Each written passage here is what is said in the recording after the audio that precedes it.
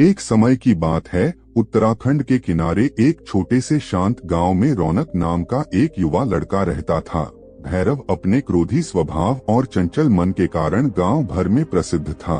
उसका मन हर समय विचारों से भरा रहता था। इस तूफान ने उसके मन को एकदम बेचैन कर दिया है। उसके जीवन से शांति मानो गायब हो गई थी और वह हमेशा अपने ही ख्यालों में खोया रहता था और तनावपूर्ण जीवन जी रहे हैं। उनके अशांत मन और क्रोध के कारण उनके अपने परिवार के सदस्यों और गांव वालों से भी संबंध अच्छे नहीं थे, जिससे वह और भी अधिक अकेला और अपमानित महसूस करने लगा। वह और भी अधिक मानसिक तनाव की स्थिति में चला जाता है। और एक समय की बात है, रौनक अपने गांव की गलियों में घूम रहे थे। तभी उनकी मुलाकात एक महात्मा बुद्ध से हुई, जो एक पेड़ की छाया के नीचे ध्यान में बैठे थे और महात्मा बुद्ध के चेहरे से निर्मल शांति की आभा झलक रही थी। इस असीम शांति में रौनक महात्मा बुद्ध की ओर आकर्षित हुए। जब भारत महात्मा बुद्ध के करीब आया तो उसे अपने आसपास एक सकारात्मक ऊर्जा का एहसास हुआ। रौनक को एहसास हुआ कि इस असीम शांति और सकारात्मक ऊर्जा का स्रोत कहीं न कहीं महात्मा बुद्ध के भीतर ही था। इसलिए वह वहीं बैठकर उसकी आंखें खुलने का इंतजार करने लगा। थोड़ी देर बाद जब महात्मा बुद्ध की आंख खुली तो उसने एक युवा लड़के को अपने सामने बैठा पाया, जो बहुत तनावग्रस्त और नकारात्मक भावनाओं से भरा हुआ लग रहा था। भारत में महात्मा बुद्ध की ओर हसरत भरी निगाहों से देखा और बहुत विनम्रता से कहा, गुरु, मेरा मन बहुत अशांत है और मेरे मन के विचार मुझे खाए जा रहे हैं। मुझे एक पल के लिए भी शांति महसूस नहीं होती। क्या आप मुझे सिखा सकते हैं कि मैं अपने अशांत मन को कैसे शांत करूं? महात्मा बुद्ध ने भैरव की पीड़ा को समझते हुए करुण दृष्टि से देखा और कहा, मेरे प्यारे बच्चे, मैं तुम्हें एक कहानी सुनाना चाहता हूँ। इस कहानी में मानसिक शांति और खुशी के रहस्य छिपे हैं। क्या आप कहानी सुनना चाहेंगे? रौनक ने हाँ में सिर हिलाया और पूरी एकाग्रता से कहानी सुनने को तैयार हो गए। आपके अंदर जिज्ञासा चरम पर थी। आपके अंदर जिज्ञासा चरम पर थी। बहुत समय पहले की बात है। एक नगर में आदर्श नाम का एक आदमी रहता था। शक्ति बेहद महत्वाकांक्षी व्यक्ति थे और उन्हें हर काम में लोगों से डेट की जरूरत पड़ती थी। यदि उसे किसी से असफलता और बुराई सुनने को मिलती है तो वह गहरी चिंता और तनाव में चला जाता है। उनका मानना था कि सफलता और भौतिक शक्तियां वांछित खुशी देंगी, लेकिन वह जितना सफलता और प्रशंसा के पीछे भागता था उतना ही मानसिक तनाव में डूबता जाता था। लेकिन अचानक आदर्श का सामना उस समय के मशहूर महात्मा बुद्ध से हो गया, जिसका नाम महाकौशल था। महाकौशल अपने शिष्यों को ध्यान की शिक्षा देते थे और वह स्वयं एक बहुत ही ध्यानमग्न और प्रबुद्ध व्यक्ति थे। महाकौशल की अद्भुत एकाग्रता से प्रभावित होकर शक्ति ने उनसे अपने भटकते मन को शांत करने का उपाय जानना चाहा। आदर्श ने कहा कि महंत हमेशा सफलता के पीछे भागते हैं और लगातार अधिक हासिल करने की कोशिश करते हैं, फिर भी मुझे कोई क्षणिक संतुष्टि या आत्मसंतुष्टि नहीं मिलती। इस निरंतर बेचैनी के बीच में शांति कैसे पा सकता हूँ? महात्मा बुद्ध ने करुण दृष्टि से उसकी ओर देखा और उत्तर दिया, आपका मन एक अशांत नदी की तरह है जो हमेशा बहती और बहती रहती है, कभी भी अशांत नहीं रह सकता। इसलिए इस अशांत मन को शांत करने के लिए आपको अपने विचारों को बिना किसी रुकावट के जाने देने की कला सीखनी होगी। शक्ति को आश्चर्य हुआ और उसने पूछा कि मैं अपने विचारों को कैसे जाने दूं? आखिर में भी तो अपनी इच्छाओं और महत्वाकांक्षाओं से बंधा हुआ हूँ। यह सुनकर महात्मा बुद्ध मुस्कुरा दिए और कल्पना करें कि आपके हाथ में पानी का एक गिलास है। अब आप इसे जितनी देर तक पकड़कर रखेंगे यह उतना ही भारी होता जाएगा, और अगर आप इसे काफी देर तक पकड़े रहेंगे तो आपके हाथ में दर्द होने लगेगा। लेकिन अगर आप उस पकड़ को ढीला कर दें और छोड़ दें तो आपका बोझ खत्म हो जाएगा। रौनक ने कथा और उसका संदेश ध्यानपूर्वक सुना। वह समझ गया कि अपने विचारों और इच्छाओं से चिपके रहने से उसका बोझ बढ़ जाता है और अंदर ही अंदर अशांति पैदा कर देता है। अब रौनक को कथा का अंत सुनने की उत्सुकता से प्रतीक्षा थी।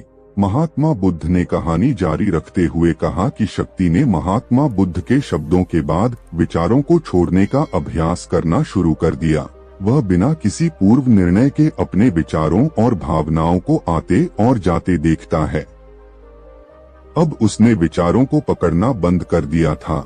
विचार उठते थे और अपने आप चले जाते थे। धीरे धीरे उसे यह एहसास होने लगा कि उसकी इच्छा और भावना भी सभी दुखों का कारण है। जैसे जैसे शक्ति ध्यान में गहरे उतरते गए, उन्होंने पाया कि वर्तमान में जीना ही आंतरिक शांति का एकमात्र स्रोत है। वह खुद को वर्तमान में स्थापित करके अपने मन की निरंतर बकवास से छुटकारा पा सकता है। धीरे धीरे आदर्श का मन एक शांत झील की तरह हो गया जो बाहरी दुनिया को अपने अंदर प्रतिबिंबित करती है। उन्होंने जीवन की सादगी में संतोष को अधिक महत्व दिया और भौतिक संपत्ति के प्रति अपना लगाव छोड़ दिया। जैसे ही सत्ता में ऐसे बदलाव की खबर लोगों के बीच फैली, दूर दूर से लोग मार्गदर्शन लेने आने लगे। लोगों को विचारों को मुक्त करने की कला सिखाना और उन्हें अपने भीतर शांति खोजने के लिए मार्गदर्शन करना, वह लोगों के बीच शांति और ज्ञान का प्रतीक बन गए। आदर्श और साधु की कथा समाप्त कर महाकौशल महात्मा बुद्ध कुछ देर के लिए चुप हो गए ताकि इस कहानी का अर्थ रौनक के मन में अच्छी तरह बैठ जाए। भारत में महात्मा बुद्ध की ओर देखा तो उनकी आंखों में अब एक नई समझ दिखाई दे रही थी।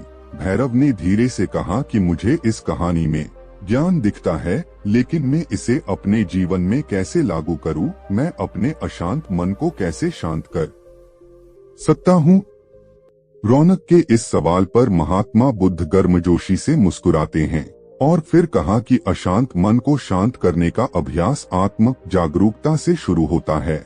अपने भीतर उठने वाले विचारों का निरीक्षण करने के लिए प्रतिदिन कुछ समय निकालें। उन भावनाओं पर ध्यान दें जो आपके मन में आती हैं और देखें कि वे कैसे आती है और आकाश में गुजरते बादलों की तरह चले जाओ। रौनक ने आंखें बंद कर लीं और महात्मा बुद्ध के कहे अनुसार अपने विचारों का अवलोकन करने लगे।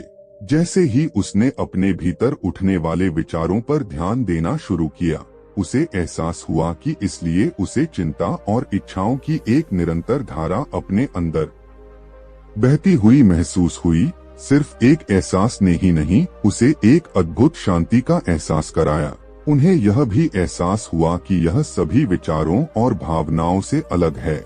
महात्मा बुद्ध ने आगे कहा कि जैसे शक्ति ने खुद को सभी मोहमाया से अलग कर लिया था, अपने मन को अशांतकारी विचारों और भावनाओं से मुक्त करने का अभ्यास विकसित करें। बिना किसी पूर्वाग्रह के विचार को वैसे ही स्वीकार करें जैसे वह आता है और फिर धीरे धीरे उन्हें जाने दें और अपना ध्यान वर्तमान क्षण पर केंद्रित करें।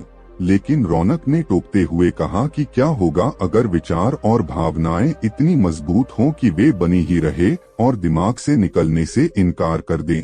महात्मा बुद्ध ने रौनक की बात पर सहमति जताते हुए सिर हिलाया और कहा ऐसे कई मौके आएंगे जब आपके मन में सवालों का बवंडर चल रहा होगा। जब आपका दिमाग आपकी बात ही नहीं सुनेगा तो ऐसे में आपको अपनी सांसों की ताकत पर विश्वास करना होगा।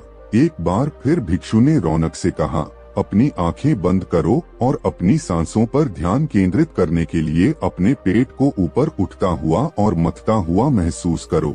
महात्मा बुद्ध ने बताया कि जब भी आपका मन अशांत हो तो तुरंत अपनी सांसों पर लौट आएं। सांस की वाद्य गति आपको तुरंत वर्तमान के चरणों में वापस खींच लेगी और आपको शांति का अनुभव कराता है। एक महात्मा बुद्ध के निर्देशानुसार आने और जाने वाली सांसों पर ध्यान केंद्रित करने का प्रयास किया। इस छोटे से व्यायाम से उन्हें मानसिक शांति का अनुभव हुआ। उसे याद आया कि उसकी सांसें हमेशा उसके साथ थी, जो उसे वर्तमान क्षण की याद दिलाती थी।